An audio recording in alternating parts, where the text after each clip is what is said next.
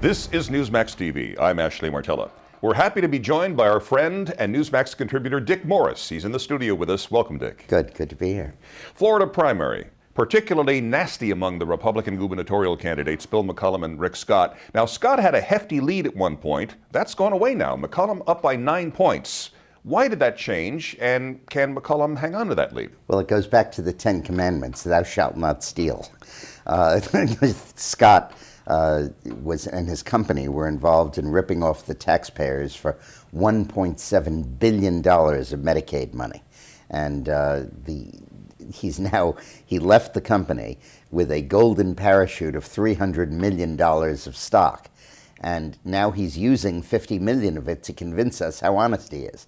And in the beginning, when McCollum couldn't compete with him financially, Scott had a lead. But then the facts began to come out about what Scott did. And then it turns out that he's currently running another medical enterprise, and there are doctors who are suing him because he used their name to collect phony reimbursement. And they were never there. They never saw the patients they're supposed to have been treating. So there are depositions in that lawsuit that Scott won't release.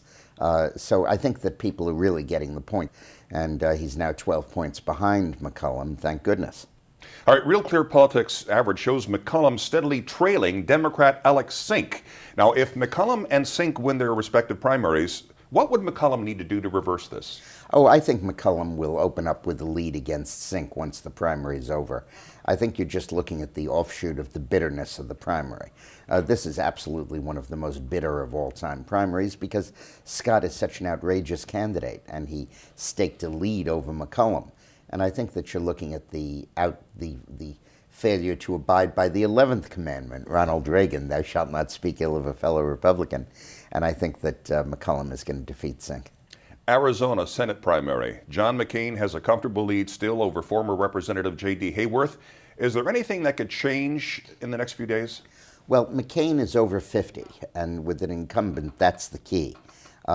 He's ahead of Hayworth by something like 54 to 20-something.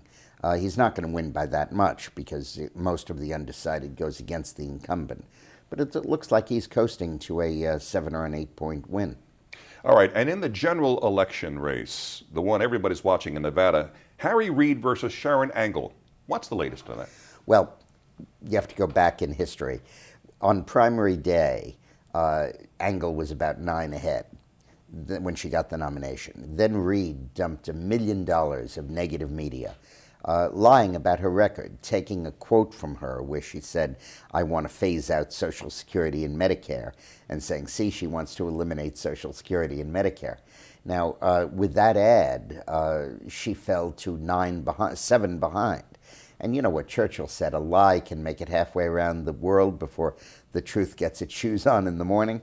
So what happened was that after Reid had done that, I went out and was very active in raising money for an independent expenditure for Angle, and we raised $400,000, and we put on the facts, which were the full quote, which is, I want to phase out Social Security and Medicare's method of financing, so the Democrats can't raid the money and use it for their budget deficit. So when people saw the truth of what Angle had said, they turned against Reid, and now Angle is 3 points ahead of Reid. The published polls have them tied, but my own poll has Angle ahead. So now we've answered, and when you ask people who's telling the truth about Angle's position, Angle beats Reid by 20 points on that now. So now we can go over to the offense. You see, first you deny the allegation, then you shoot the alligator. Dick Morris, the truth detector here. Okay. All right. Generic ballot polls continue to show Republicans in pretty good shape for November. Now, any predictions as to what will happen between now and then?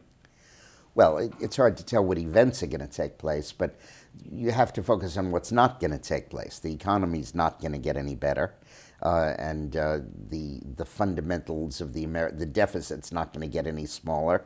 The debt's not going to go down, and I think that Obama's cooked in this November by-election. I think that the Republicans will at least capture control of both houses and could make such significant gains in the House races, such significant gains that you are looking at the obliteration of an entire generation of Democratic congressmen. you could have 60 to 80 incumbents losing their seat, a historic record. All right, you made an interesting point there.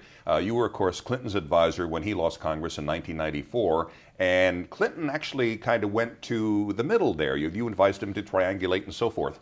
Do you see Obama doing that? Is he capable of moving toward the center? Well, I think he might try, but you know, the right has become the center, so that he might, for example, say, let's have half spending cuts and half tax increases to balance the budget. But that's now the left-wing position. The right-wing position is no taxes at all. So I think that there are periods in our history where people want the politicians to move to the center, when they want to embody the consensus and get it adopted. Now I think the popular mood is very different. They want to hear what the right has to say, having now heard what the left has to say. And I think that the Republican Party will stake out bold, significant distinctions. And I think it'll be an Armageddon in 2011, and I think they'll ultimately win. All right, switching to another topic, the Mosque Project, 2 blocks from Ground Zero in Lower Manhattan. The developers reject Governor Patterson's offer to help them find a different site. What do you make of that? Well, we have to understand the nature of the Islamic religion and its relationship to Sharia law. Islam is a juridical religion. Much like Judaism. It's based on the law. It's based on the study of the law. But the Jewish law, of course, is nonviolent and the basis of Western civilization. Sharia law is violent. It condemns women to no role at all. It allows child marriages. It allows a woman to be married without being present, literally without her consent. If a husband abuses a wife, that is not grounds for divorce, but the other way around it is. Stonings and all that. So, but above all, Sharia law mandates jihad, religious warfare, with suicide bombing attached and with terrorism attached. It's built into Sharia law. So the center that Faisal Abdul Rauf wants to establish right near Ground Zero is a center for the study of Sharia law. And those become recruitment and training centers and indoctrination centers for terrorists.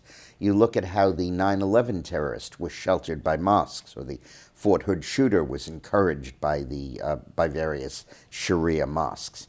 Now, the Center for Security Policy, headed by Frank Gaffney, is about to release a fascinating study where they went into 100 mosques in the United States. And they found that while 80 of them were teaching Sharia law and with extremist literature and violence and all of that, 20 of them were totally peaceful. They had no connection with Sharia law. They were just worshiping God. Those are peaceful mosques, and I don't think anybody would have an objection to one of those any way they want to put it. But this Sharia mosque is horrific. It'll lead to Islamic triumphalism. They'll say we knocked down the Trade Center and we put up a 13-story monument to Sharia and to the triumph of Islam. It'll be a center for training terrorists. It'll be the Harvard of terrorist training. And it's outrageous that this could be located near Ground Zero. And doubly and triply outrageous that the President of the United States would endorse that. Nancy Pelosi thinks those who oppose the mosque should be investigated. That would be 63% of New Yorkers and 70% of Americans in general. Dick, what is she talking about and what does she want? She has an instinct, just like Obama. When there's a firing squad, she runs between them and the wall for them to shoot at her. Look, Obama and Pelosi have taken two issues that they didn't have to weigh in on and absolutely mortgage their congressional majority to that. One is the Arizona law, the other is the mosque. It's a state law, it's not a federal law. It's a local planning decision, it's not a federal decision. But they just couldn't help themselves. They weighed in on it and deliberately put themselves at variance with the overwhelming majority of the public. And finally, former ambassador to the UN from the U.S., John Bolton, is warning that Israel has only days to launch an attack on a nuclear reactor in Iran that Russia plans to supply fuel for, or it'll be too late. Do you expect there to be an attack? Well, Bolton is saying that if the reactor is loaded with fuel and it then is attacked, it'll scatter radiation widely and be a serious threat to people all over the planet. which is sobering. And Bolton is one of the best educated, best informed people in our country, and is very well intentioned. So I take his warnings very seriously, and it certainly gives me pause. The one thing I can say is that I know Netanyahu well. He's a former client. And I know that he will not permit Iran to develop nuclear weapons, and he'll do whatever he has to do to stop that. Now, whether the deadline is as imminent as Bolton says, or whether it relates to the anti-aircraft systems that Iran is going to deploy, or whether the international sanctions are indeed backing Iran off, is something that you really can't tell. So much of this is a covert plan of sabotage against Iran that Israel and others have been waging with some success.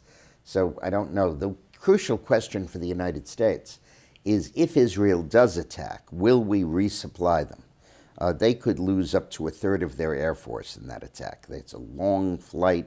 It's a serious attack on anti-aircraft systems. It isn't just one raid. It's going to have to be repeat raids over a period of days. And Israel could lose up to a third of its combat aircraft. That could make them very vulnerable to a Syrian attack, Syria being Iran's ally. And the question is, will the United States resupply Israel with aircraft to replace its losses? Nobody knows the answer to that. Dick Morris, always a pleasure to see you, my friend. Thank you. Thank you very much, and thank you for watching Newsmax TV.